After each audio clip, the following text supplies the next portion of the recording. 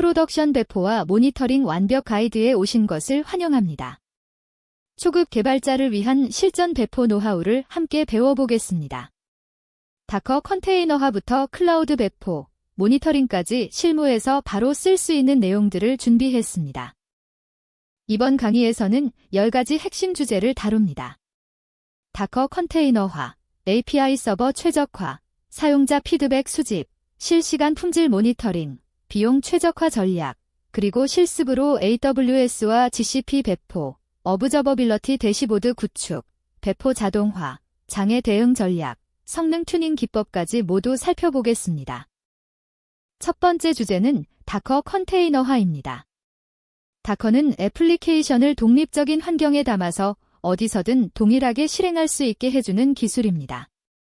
마치 이사할 때 표준화된 박스에 물건을 담으면 어디로든 옮길 수 있는 것처럼 다커는 코드와 실행 환경을 하나의 패키지로 만들어줍니다. 이를 통해 환경 차이로 인한 문제를 원천적으로 차단할 수 있습니다. 개발 환경과 운영 환경이 완전히 동일해지기 때문에 내 컴퓨터에서는 잘 되는데라는 말을 할 필요가 없어집니다. 또한 표준화된 배포 프로세스를 통해 팀 전체가 동일한 방식으로 배포할 수 있게 됩니다. 다커필 작성 예시를 살펴보겠습니다. 맨 위의 프롬 노드 18L파이는 베이스 이미지를 선택하는 부분입니다. L파이는 매우 가벼운 리눅스 배포판으로 이미지 크기를 최소화할 수 있습니다. WRKDIR-cep은 컨테이너 내부에서 작업할 디렉토리를 지정합니다. 그 다음 COPY 패키지 별표, JSON-과 RUN npm CI 존이 프로덕션 명령으로 의존성을 먼저 설치합니다. 이렇게 하면 코드가 변경되어도 의존성은 캐시를 활용할 수 있어 빌드 시간이 단축됩니다. COPY 명령으로 애플리케이션 코드를 복사하고 RUN npm run build로 빌드를 실행합니다. EXPOSE 3000은 컨테이너가 3000번 포트를 사용한다는 것을 알려주고 마지막으로 cmd npm start 명령으로 애플리케이션을 실행합니다. 이 설정 파일 하나로 노드, JS 애플리케이션을 완전히 독립적인 컨테이너로 만들 수 있습니다. 다커의 핵심 장점을 좀 더 자세히 살펴보겠습니다.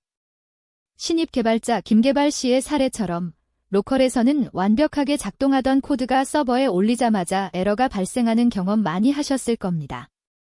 다커를 사용하면 이런 문제를 완벽히 해결할 수 있습니다. 또한 마이크로 서비스 아키텍처에서 각 서비스를 독립적으로 관리할 수 있습니다. 예를 들어 사용자 서비스는 파이산으로, 상품 서비스는 Node.js로, 결제 서비스는 고로 작성되어 있더라도 각각을 다커 컨테이너로 만들면 서로 다른 언어와 버전을 사용하면서도 독립적으로 배포하고 관리할 수 있습니다. 멀티 스테이지 빌드를 활용하면 최종 이미지에는 실행 파일만 포함시켜 이미지 크기를 대폭 줄일 수 있습니다. 다커 실전 팁을 알려드리겠습니다. 초보 개발자들이 흔히 하는 실수 중 하나가 이미지 크기를 신경 쓰지 않는 것입니다. 불필요한 파일까지 모두 포함하면 이미지가 수 기가바이트에 달할 수 있습니다. 첫 번째 팁은 다커 리그너리 파일을 만들어서 노드 마줄즈, 기트, 테스트 파일 등 불필요한 파일을 제외하는 것입니다. 두 번째는 L파인 이미지를 사용해 크기를 최소화하는 것입니다. 일반 노드 JS 이미지가 900MB라면 L파인 버전은 100MB 정도로 크기를 90% 줄일 수 있습니다. 세 번째는 멀티 스테이지 빌드를 활용하는 것입니다. 빌드 단계와 실행 단계를 분리하면 최종 이미지에는 실행에 필요한 파일만 포함시킬 수 있습니다. 두 번째 주제는 API 서버 최적화입니다. 서비스가 성장하면서 사용자가 늘어나면 응답 시간이 느려지는 문제가 발생합니다. 이를 해결하는 핵심은 데이터베이스 커넥션 풀링과 리디즈 캐싱 레이어입니다. 커넥션 풀링은 매번 새로운 데이터베이스 연결을 만들지 않고 미리 만들어둔 연결을 재사용하는 기법입니다. 이를 통해 연결 생성 오버헤드를 줄일 수 있습니다. 리디즈 캐싱은 자주 조회되는 데이터를 메모리에 저장해서 데이터베이스 부하를 줄이는 방법입니다. 실제로 이 두 가지만 적용해도 응답 속도를 10배 이상 향상시킬 수 있습니다. 리디즈 캐싱 구현 코드를 살펴보겠습니다. 먼저 리디즈 패키지를 임포트하고 클라이언트를 생성합니다. get저 함수를 보면 3단계 캐싱 전략을 사용합니다. 1단계는 캐시 확인입니다. 클라이언트 get 명령으로 유저 ID 키에 해당하는 값이 있는지 확인합니다. 캐시에 데이터가 있으면 JSON 파워스로 파싱해서 바로 리턴합니다. 2단계는 DB 조회입니다. 캐시에 없으면 데이터베이스에서 사용자 정보를 조회합니다. 3단계는 캐시 저장입니다. 조회한 데이터를 ctex 명령으로 3600초, 즉 1시간 동안 캐시에 저장합니다. 다음번에 같은 사용자 정보를 요청하면 데이터베이스를 거치지 않고 캐시에서 바로 가져올 수 있어 응답 속도가 크게 빨라집니다. 이 패턴을 캐시어 사이드 패턴이라고 부릅니다. 커넥션 풀링의 중요성을 설명하겠습니다. 데이터베이스 연결을 매번 새로 만들면 네트워크 연결, 인증, 세션 설정 등의 과정을 거쳐야 해서 시간이 많이 걸립니다. 커넥션 풀은 미리 여러 개의 연결을 만들어두고 재사용하는 방식입니다. 연결 재사용으로 오버헤드를 크게 감소시킬 수 있습니다. 일반적으로 최소 5개, 최대 20개 정도의 커넥션을 유지합니다. 최소값은 항상 유지되는 연결수이고 최대값은 동시에 사용할 수 있는 최대 연결수입니다. 또한 유효 연결 타임아웃을 설정해서 오랫동안 사용하지 않은 연결은 자동으로 정리되도록 합니다. 이를 통해 리소스를 효율적으로 관리할 수 있습니다. 세 번째 주제는 사용자 피드백 수집입니다. 실제 사용자들이 어떻게 서비스를 사용하는지 데이터로 파악하는 것이 매우 중요합니다. 구글 애널리틱스사를 사용하면 사용자가 어떤 페이지를 방문하고 어떤 버튼을 클릭하는지 이벤트를 추적할 수 있습니다. 센트리를 사용하면 에러를 자동으로 수집할 수 있습니다. 특히 센트리는 에러가 발생하면 실시간으로 알림을 보내주고 스택 트레이스와 사용자 정보까지 함께 제공해서 디버깅에 큰 도움이 됩니다. 이런 데이터를 분석하면 사용자 행동 패턴을 이해하고 서비스를 개선할 수 있습니다. 센트리 에러 추적 코드를 살펴보겠습니다. 먼저 센트리 노드 패키지를 임포트하고 센트리 이니트로 초기화합니다. DSN은 프로젝트 고유 식별자이고 인바이런먼트는 개발 환경인지 운영 환경인지 구분합니다. 트레이시즈 샘플레이는 트랜잭션 샘플링 비율로 0.1은 10%의 트랜잭션만 추적한다는 의미입니다. 모든 요청을 추적하면 비용이 많이 들기 때문에 샘플링을 통해 비용을 최적화합니다. 익스프레스 에러 핸들러를 등록하면 애플리케이션에서 발생하는 모든 에러가 자동으로 센트리에 전송됩니다. 커스텀 에러 추적 부분을 보면 트라이 캐치 블록에서 에러가 발생했을 때 센트리 캡처 익셉션으로 에러를 수동으로 전송할 수 있습니다. 태그지에 주문 아이디를 추가하고 유저의 사용자 아이디를 추가하면 나중에 어떤 주문에서 어떤 사용자가 겪은 문제인지 쉽게 파악할 수 있습니다. 에러 추적의 힘을 실감하는 순간은 새벽 3시에 알람이 올 때입니다. 센트리가 없다면 어떤 에러인지 어디서 발생했는지 파악하는 데만 한참 걸리겠지만 센트리를 사용하면 알림을 받는 순간 어떤 에러가 몇 명의 사용자에게 영향을 주었는지 바로 알 수 있습니다. 실시간 에러 알림은 슬랙이나 이메일로 받을 수 있고 스택 트레이스가 자동으로 수집되어 정확히 어느 줄에서 에러가 발생했는지 확인할 수 있습니다. 사용자 영향도 분석 기능을 통해 몇 명의 사용자가 영향을 받았는지, 어떤 브라우저나 디바이스에서 문제가 발생했는지도 파악할 수 있습니다. 이런 정보들이 있으면 우선순위를 정해서 중요한 에러부터 해결할 수 있습니다. 네 번째 주제는 실시간 품질 모니터링입니다. 프로미셔스와 그래페너를 사용하면 시스템 상태를 실시간으로 모니터링할 수 있습니다. 프로미셔스는 매트릭을 수집하는 도구이고 그래페너는 이를 시각화하는 도구입니다.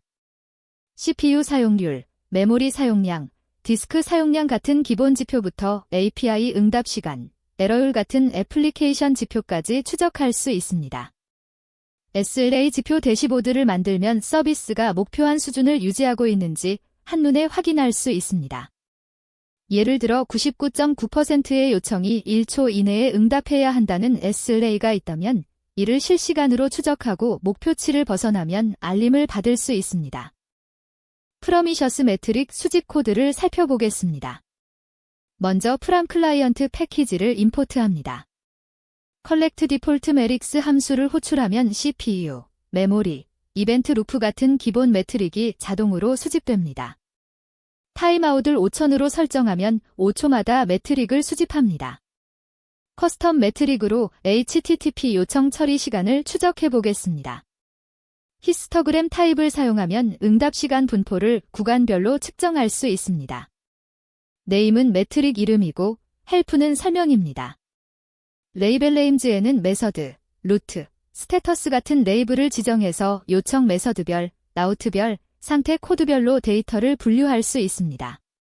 버킷츠는 응답 시간 구간을 정의합니다. 0.1초, 0.5초, 1초, 2초, 5초로 나눠서 각 구간에 얼마나 많은 요청이 있었는지 측정합니다. 익스프레스 미드웨어에서 스타트 타이머로 타이머를 시작하고 응답이 끝나면 엔드 함수를 호출해서 매트릭을 기록합니다. 모니터링 대시보드 구축에 대해 설명하겠습니다. 그래페너로 시각화하면 숫자로만 보이던 매트릭이 그래프로 표시되어 문제를 한눈에 파악할 수 있습니다. 실시간 매트릭 시각화를 통해 지금 이 순간 시스템이 어떤 상태인지 확인할 수 있고 임계값을 설정해서 CPU 사용률이 80%를 넘거나 에러율이 5%를 넘으면 자동으로 슬랙 알림을 받을 수 있습니다. 과거 데이터 트렌드 분석도 중요합니다. 지난주와 비교해서 응답 시간이 느려졌다면 최근에 배포한 코드에 문제가 있을 가능성이 높습니다. 이런 식으로 데이터 기반으로 문제를 발견하고 해결할 수 있습니다. 5번째 주제는 비용 최적화 전략입니다. 클라우드 비용을 절반으로 줄인 이수연 팀장의 사례를 통해 5가지 전략을 배워보겠습니다. 첫 번째는 오토 스케일링으로 탄력적으로 운영하는 것입니다. 트래픽이 많을 때는 서버를 늘리고 적을 때는 줄여서 비용을 절감합니다. 두 번째는 스파트 인스턴스를 활용하는 것입니다. 중단 가능한 워크로드는 스파트 인스턴스로 실행하면 70%까지 할인받을 수 있습니다. 세 번째는 S3 라이프 사이클 정책으로 스토리지를 관리하는 것입니다. 오래된 파일은 자동으로 저렴한 스토리지 클래스로 이동시켜 비용을 줄일 수 있습니다. 오토 스케일링 설정에 대해 자세히 알아보겠습니다. 오토 스케일링은 트래픽에 따라 서버를 자동으로 늘리고 줄여서 비용을 최적화하는 기술입니다. 일반적으로 CPU 사용률 70%를 기준으로 설정합니다. CPU 사용률이 70%를 넘으면 서버를 추가하고 50% 아래로 떨어지면 서버를 줄입니다. 최소 2대는 항상 유지해서 한 대가 죽어도 서비스가 중단되지 않도록 하고 최대 10대까지 늘릴 수 있게 설정합니다. 또한 야간 시간대에는 트래픽이 적으니 자동으로 서버를 축소해서 비용을 절감할 수 있습니다. 예를 들어 평일 낮에는 5대, 야간에는 2대로 운영하면 비용을 30% 이상 줄일 수 있습니다. 스파트 인스턴스 활용 방법을 알려드리겠습니다. 스파트 인스턴스는 AWS가 여유 있는 컴퓨팅 파워를 저렴하게 제공하는 서비스입니다. 일반 온디맨드 인스턴스보다 최대 90%까지 저렴하지만 언제든 중단될 수 있다는 단점이 있습니다. 따라서 배치 작업, 데이터 처리, CI/CD 빌드 같은 중단 가능한 워크로드에 활용하면 좋습니다. 중단 2분 전에 알림이 오기 때문에 작업을 저장하고 정리할 시간이 있습니다. 실제로 데이터 분석팀에서 스파트 인스턴스로 빅데이터 처리 작업을 실행해서 월 $1,000 비용을 $300로 줄인 사례가 있습니다. 70% 비용 절감 효과를 볼 수 있는 강력한 방법입니다. 6번째 주제는 AWS ECS 배포 실습입니다. AWS 파워게이트를 사용하면 서버 관리 없이 컨테이너를 배포할 수 있습니다. 서버리스 컨테이너 실행이라는 개념으로 EC2 인스턴스를 직접 관리할 필요가 없습니다. 자동 스케일링과 로드 밸런싱도 자동으로 설정되고 태스크 데퍼니션이라는 설정 파일로 컨테이너 스펙을 관리합니다. 다커 이미지만 준비되어 있다면 몇 번의 클릭만으로 프로덕션 환경에 배포할 수 있습니다. ECS 태스크 데퍼니션 코드를 살펴보겠습니다. 태스크 데퍼니션은 컨테이너를 어떻게 실행할지 정의하는 JSON 파일입니다. 팹리는 태스크 패밀리 이름으로 MyFE라고 지정했습니다. 컨테이너 데퍼니션즈 배열에는 실행할 컨테이너 정보가 들어갑니다. 네임은 컨테이너 이름, 이미지는 다커 이미지입니다. myf, 레이터스트는 다커 허브나 ECR에 업로드된 이미지를 가리킵니다. 메모리는 512MB, CPU는 256유닛, 즉 0.25 vCPU를 할당합니다. 포어트 매핑즈에서 컨테이너 포트 3000을 외부에 노출합니다. 인바이런먼트 배열에는 환경 변수를 설정합니다. NODENV를 프로덕션으로, PORT를 3000으로 설정했습니다. 라그 컨피겨레이션에서 클라우드아치 로그즈로 로그를 전송하도록 설정합니다. 오슬라그즈 그룹은 로그 그룹 이름, 오슬라그즈 리전은 리전입니다. 이 설정 파일 하나로 컨테이너 실행 환경이 완벽하게 정의됩니다. 7번째 주제는 GCP 클라우드런 배포입니다. 클라우드런은 구글 클라우드 플랫폼의 서버리스 컨테이너 플랫폼으로 코드를 푸시하기만 하면 자동으로 배포됩니다. 완전 관리형 서버리스라서 인프라 관리가 전혀 필요 없고 요청이 없으면 비용이 제로가 되는 페이피알유스 모델입니다. HTTPS가 자동으로 설정되어 별도의 인증서 관리도 필요 없습니다. 그 클라우드 런 디플로이 명령 한 줄이면 배포가 완료되는 가장 간단한 배포 방법입니다. 8번째 주제는 어브저버빌러티 3대 기동입니다. 어브저버빌러티는 시스템을 관찰 가능하게 만드는 것으로 매트릭, 로그, 트레이스 3가지 요소로 구성됩니다. 매트릭스는 시스템 상태를 숫자로 측정합니다. CPU 사용률, 메모리 사용량, 요청 수 같은 지표들입니다. 로그즈는 이벤트 기록으로 무슨 일이 일어났는지 텍스트로 남깁니다. 디버깅할 때 가장 먼저 보는 정보입니다. 트레이시즈는 요청의 전체 흐름을 추적합니다. 사용자 요청이 여러 마이크로 서비스를 거쳐가는 과정을 시각화해서 어디서 병목이 생기는지 파악할 수 있습니다. 이 3가지를 통합하면 시스템을 완벽히 이해할 수 있습니다. 오펀털레멀리 분산 추적 코드를 살펴보겠습니다. 오펀털레멀리는 매트릭, 로그, 트레이스를 수집하는 오픈소스 표준입니다. 먼저 노드 트레이서 프로바이더를 생성하고 레지스터로 등록합니다. 레지스터 인스트루멘테이션즈 함수로 HTTP, 익스프레스, 포스트그로에스QL 같은 라이브러리의 자동 계측을 활성화합니다. HTTP 인스트루멘테이션은 모든 HTTP 요청을 자동으로 추적하고 익스프레스 인스트루멘테이션은 익스프레스 라우트를 추적하며 피즈 인스트루멘테이션은 포스트그로에스QL 쿼리를 추적합니다. 이렇게 설정하면 코드를 한 줄도 수정하지 않아도 모든 HTTP 요청이 자동으로 추적됩니다. 요청이 들어오면 어떤 라우트를 거쳤는지, 어떤 데이터베이스 쿼리를 실행했는지, 각 단계별로 얼마나 시간이 걸렸는지 모두 기록됩니다. 이를 예이거나 지프킨 같은 도구로 시각화하면 전체 요청 흐름을 한눈에 볼 수 있습니다. 분산 추적의 힘을 설명하겠습니다. 마이크로 서비스 아키텍처에서는 하나의 사용자 요청이 여러 서비스를 거쳐갑니다. 예를 들어 주문 요청이 들어오면 사용자 서비스에서 사용자 정보를 확인하고 상품 서비스에서 재고를 확인하고 결제 서비스에서 결제를 처리합니다. 분산 추적을 사용하면 이 전체 과정을 하나의 트레이스로 묶어서 볼 수 있습니다. 병목 구간을 즉시 발견할 수 있습니다.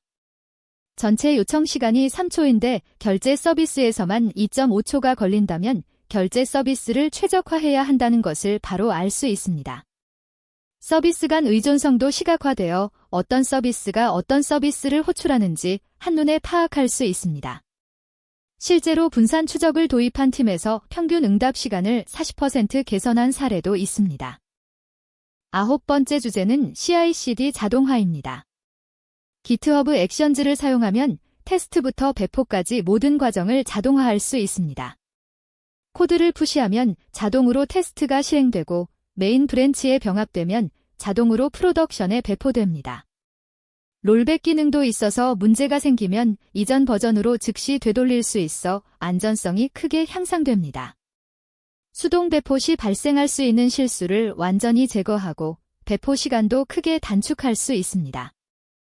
10번째 주제는 블루 그린 배포 전략입니다. 무중단 배포로 사용자에게 영향을 주지 않고 새 버전을 배포하는 방법입니다. 먼저 신규 버전을 별도의 환경, 즉 그린 환경에 배포합니다. 기존 블루 환경은 그대로 서비스를 제공하고 있습니다. 그린 환경에서 충분히 테스트한 후 로드 밸런서 설정을 바꿔서 트래픽을 그린으로 순간 전환합니다.